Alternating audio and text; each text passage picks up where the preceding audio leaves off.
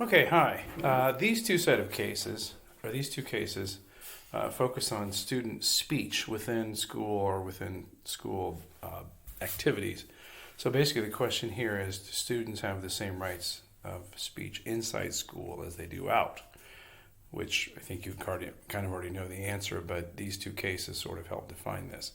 Our first case, and the major case here, is Tinker versus Des Moines. And by the way, AP students, this is one of your 15 that might be on the AP exam.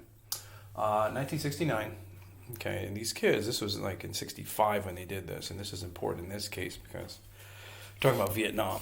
And if much you know about Vietnam, but 1965 was way different than 1969 in terms of public perception and things like that.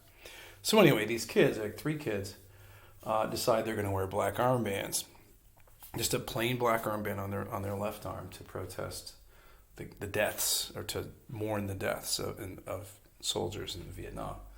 Well, the school finds out about it and ends up making a rule that says you can't wear armbands, which is obviously designed to kind of head stuff off. This, you guys AP, this was basically known as a bill of attainder. Anyway, the school ends up suspending them when they show up and says you can't come back until you take off the armband. So their students refuse, so they are suspended. So they file suit against the school system, claiming that they're infringing on their free speech rights. They should have the right to peaceably do this, because you have the right to peaceably protest and peaceably assemble and such. The school claims that they're wearing the armbands caused a, quote, substantial disruption to the school day. So everybody was focused on it and so on and so forth.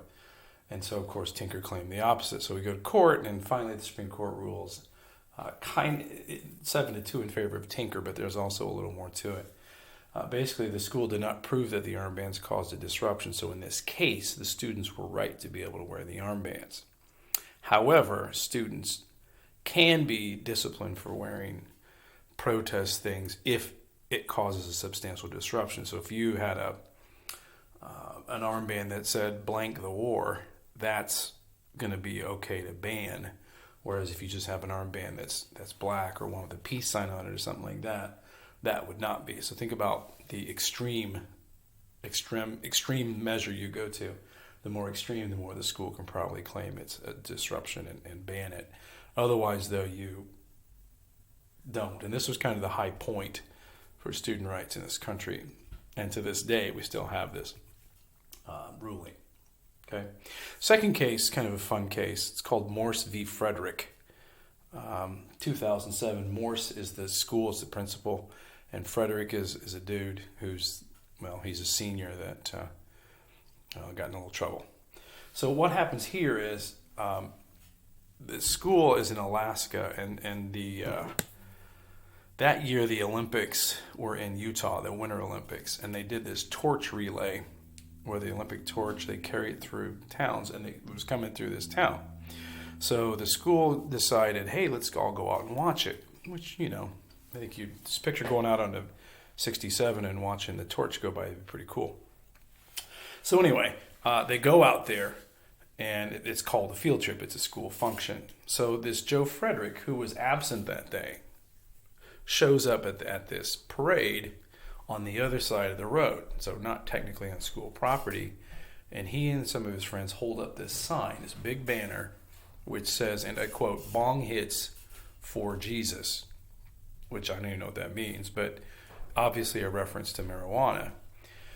So Morse goes over across the street, takes the sign from him, and ends up suspending this kid from school, claiming that he is promoting illegal drug use. And the kid is like, I was just talking about bong hits for Jesus. I wasn't promoting anything. It's just my right to speak. Plus, it wasn't on school property. Yeah, says the principal, but you're at a school function, so therefore you are subject to our rules. So think about you guys at, like, not COVID, but you go to an away ball game. Should you be allowed to get in trouble from our principal if you go to Mount Vernon and do something in the stands? Similar idea, I suppose. So he claims, like I said, free speech, and he didn't intend for any drug use thing. So we go to the Supreme Court, 5-4, a very divided decision here. Rules in favor of the principal, in favor of Morse.